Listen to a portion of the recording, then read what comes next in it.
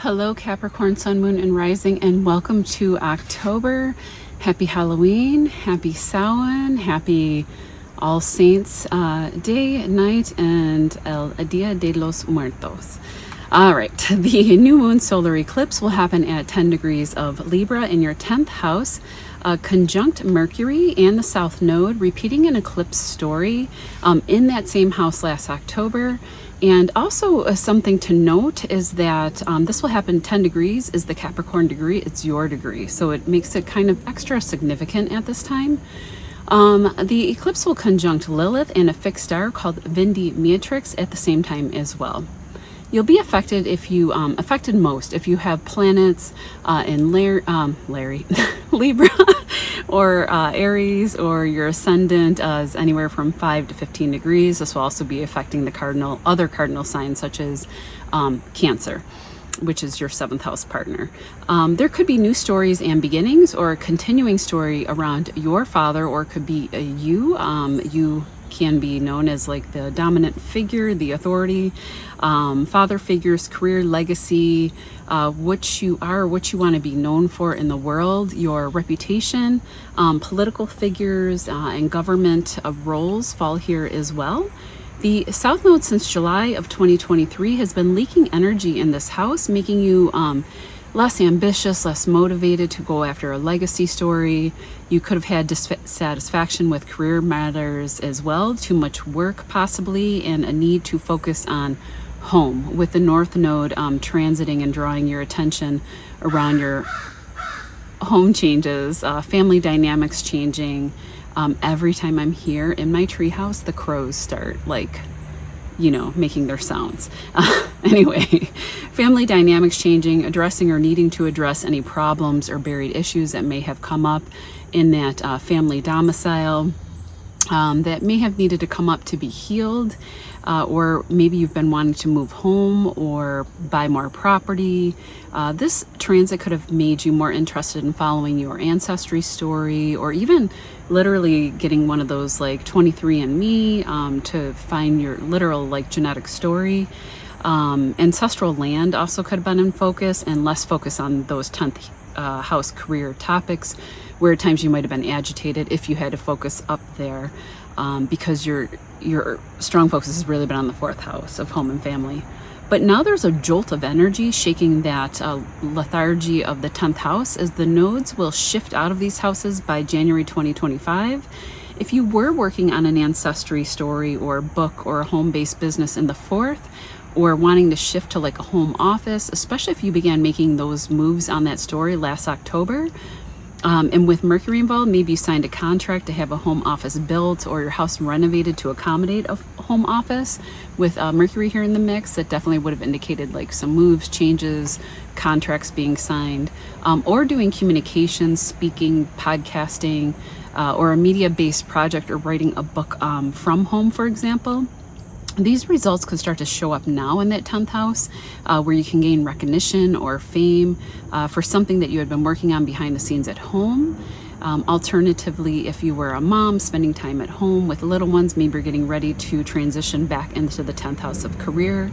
The South Node is karmic in nature and can bring in some kind of good karma for you in from a past life area, maybe through a past life father type figure somehow, or in turn it's your own father who helps you out somehow now in career, 10th house career matters.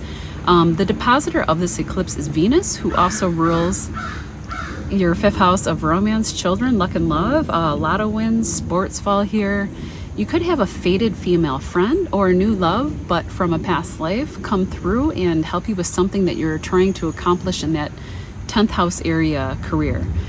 They could come in how? Okay, they could come in through the internet, through a large group of people, a social justice movement, a rally, a humanitarian cause, or someone who was well known, as Venus is in Scorpio in your 11th house of luck and celebrities. Friends, hopes, dreams, wishes fall there in the 11th house, Aquarian types.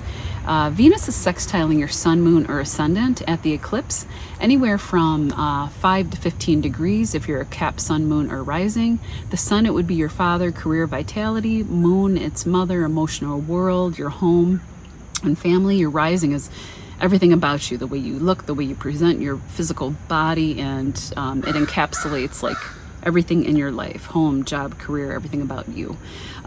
There could also be a creative project going viral in the 11th house, giving you sudden recognition. It's a house that Uranus naturally rules, which can give like sudden shock, surprises.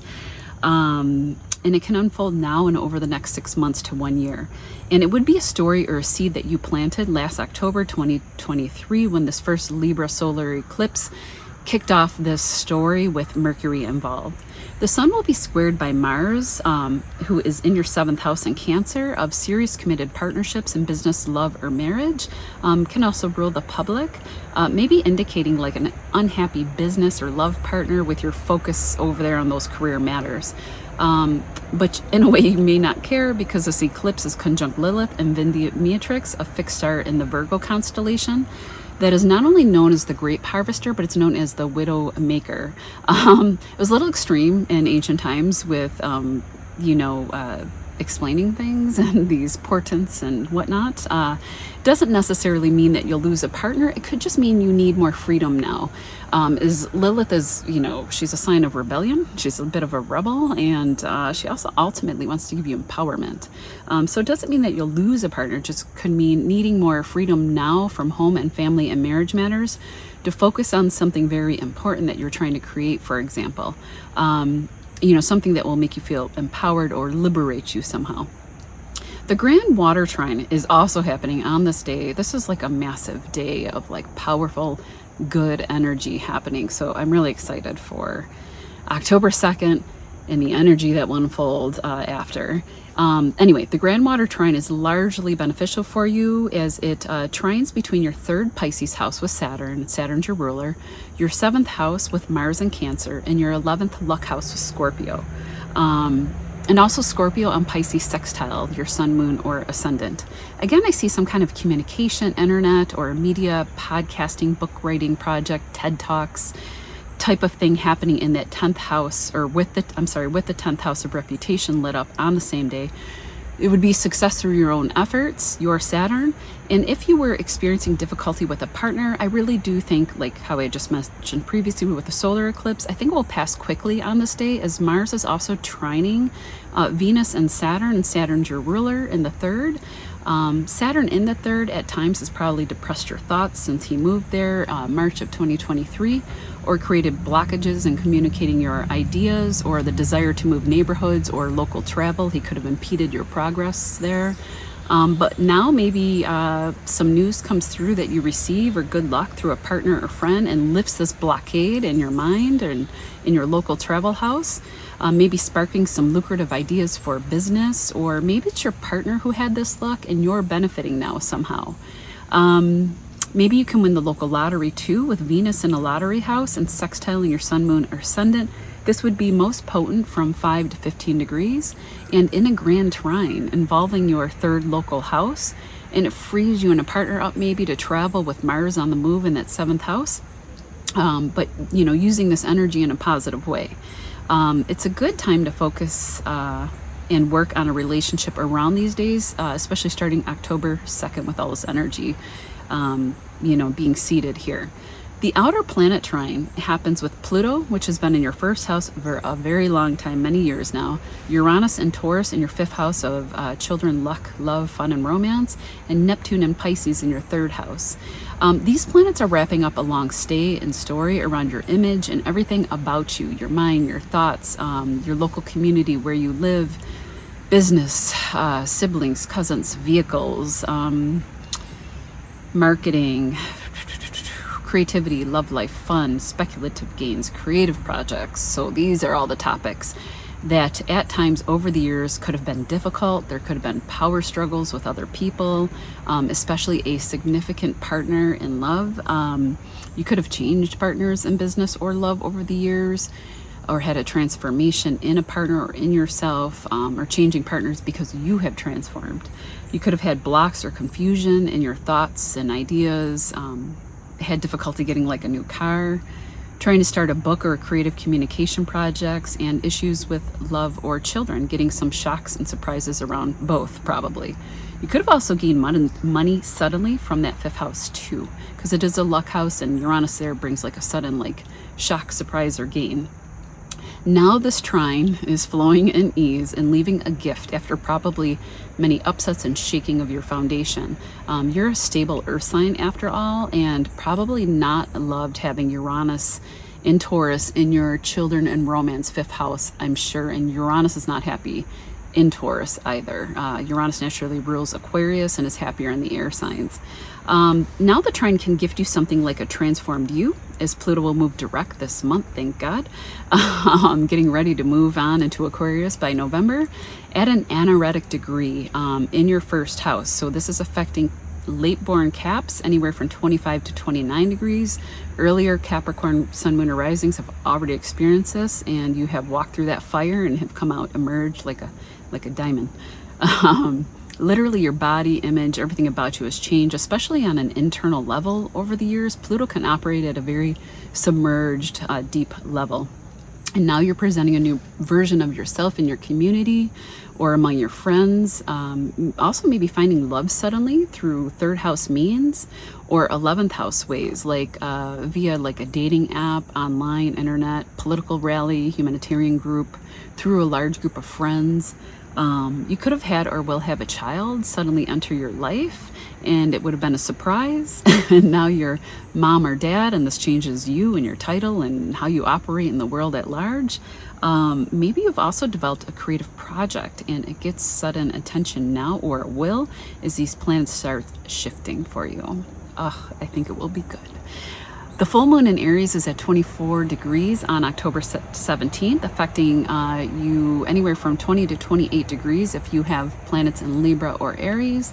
Again, this rules cardinal signs, or could affect cardinal signs, so it could affect you if you have those degree placements 20 to 28 degrees, or Cancer.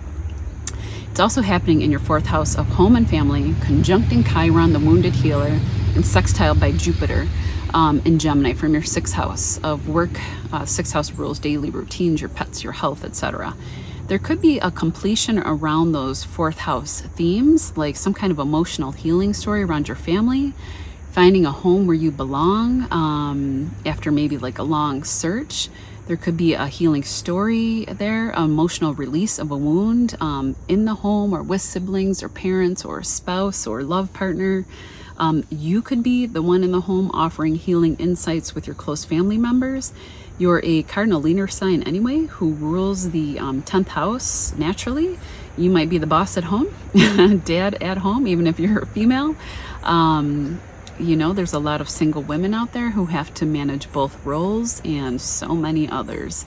A home, property, or family may demand your attention now, is taking away that focus from the 10th house platform. There could be a resolution of an issue with a serious partner, as the depositor of this full moon is in Cancer. Mars rules Aries, and Mars is in Cancer, your 7th house of serious partnership. They could be the one needing your attention and help now, or your advice or shoulder, as the outer planets are squaring this moon, creating a bit of friction. Overall, Jupiter is here sprinkling protection though from that 6th house over to the 4th.